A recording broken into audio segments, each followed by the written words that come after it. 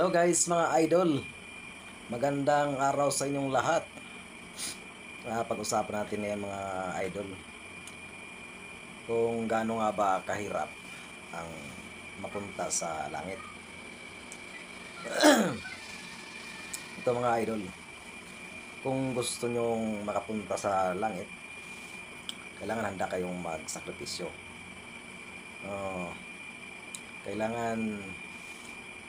Kailangan nating magpatawad sa mga nagkakasala sa atin.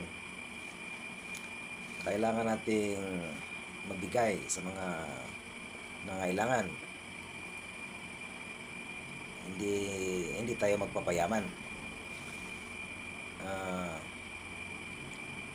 Challenging ang mga kautusan ng Diyos para sa atin mga idol. Ang kailangan natin gawin mga idol ay sacrificing. Kailangan nating isakripisyo ang ating mga kagustuhan, ang ating mga bawa gusto tayong magiganti, ay labag yun sa kautusan ng Diyos.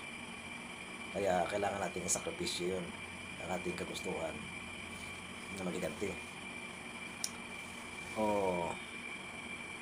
bawang gusto nating magpayaman at mag-impok ng kayamanan, hindi yun papasa sa kalooban ng Diyos. Kailangan nating ipamahagi ang ating mga kayamanan o ari-arian. Kung anong mayroon tayo, kailangan nating i-share sa ating kapwa tao, mga idol. Kaya mahirap talaga ang makapunta sa langit. Kaya kailangan nating hingiin sa Panginoon na tayo ay gabayan at tulungan na magawa natin yung mga challenge niya.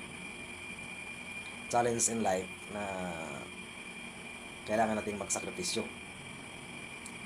Sakripisyo sa buhay na hindi lang lahat ng ating mga kagustuhan ay masusunod at susundin natin kahit labag sa kalooban ng Diyos. Kaya mga idol, napakahirap ang makapunta sa kaharian ng Diyos kung hindi tayo sumusunod sa kalooban niya.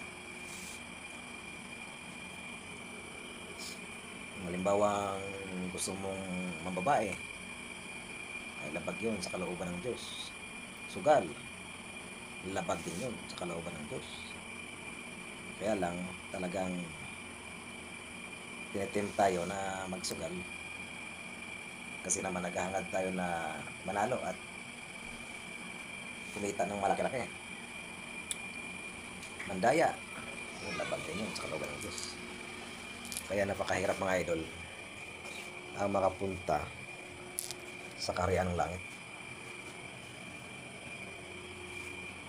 Kailangan natin gawin mga idol ay magsakripisyo para sa ating mga mahal sa buhay, sa ating kapwa. Hindi lang pagpapasarap o pagpapayaman ang ating gagawin. Kailangan handa nating isakripisyo ang ating sariling kagustuhan o mga pangailangan para sa ating kapwa. Tulad na lang ng kautusan ng Diyos na mahalin mo ang iyong kaaway. Napakahirap yun kung sa mga tao na hindi nakakaalam sa mga kautusan ng Diyos at hindi handang sumunod. Hindi handang isakripisyo ang kanyang sarili para gawin yun.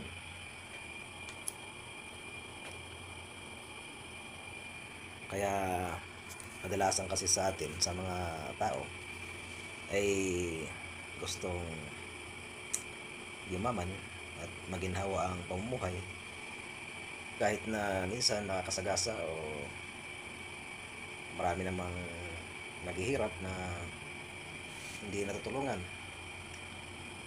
Kaya yan ang challenge ng Diyos na dapat nating tulungan yung mga walang-wala Hindi hindi tayo dapat nagpapayaman na nag-iipon, nag-iimpok ng kayamanan. Na sa kabila ng lahat mayroong nangangailangan ng tulong natin na dapat nating tulungan. Kaya mga idol, kaya napakahirap talagang mapunta sa langit. Kailangan natin ng magsakripisyo sa ating sarili. Yan, bawang gusto mong magigante o ganon, magnakaw, yun, kailangan pigilan natin yun, mga ganong mga bagay ng babae o sugal, ano mga labag sa kautusan ng Diyos. Kailangan nating isakripisyo ang ating mga kagustuhan na kahit gusto natin ganon, magigante o gusto nating manakit, gusto nating magpayaman, kailangan nating pigilin yun, kontrahin natin at para tayo makasunod sa kalooban ng Diyos.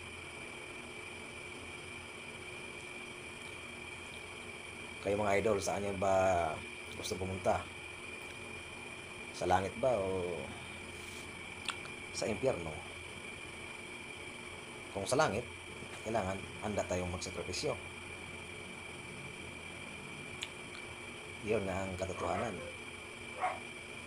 na minsan lagi tayo nagsisimba, lagi nagsisimba ang ating mga kapwa.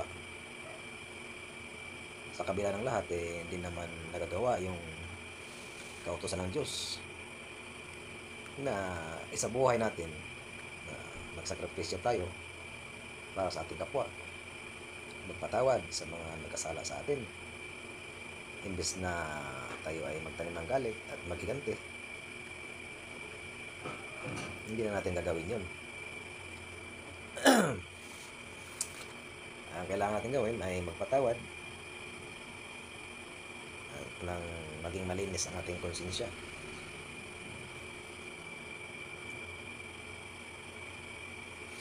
Kaya yun mga idol, hindi madaling pumasok sa kaharian ng Diyos, pero lahat naman ng tao ay gustong pumasok sa kaharian ng Diyos.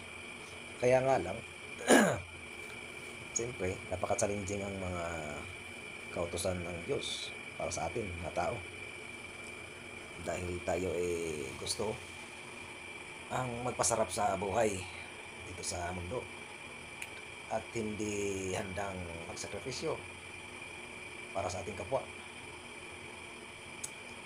Kadalasan naman sa mga tao gustong magpayaman at siyempre nang hindi mahirapan sa mga pangailangan, mag-iipon ng payamanan. Mayaman na nga, nagpapayaman pa. Yan ang katotohanan mga idol. Kaya ang mga mayaman idol, mahirapan daw pumasok sa kaharian ng Diyos, dahil nga sila ay nagpapayaman at hindi naman nila ibinahagi ang kanilang kung anong mayroon sila sa kapwa-tao.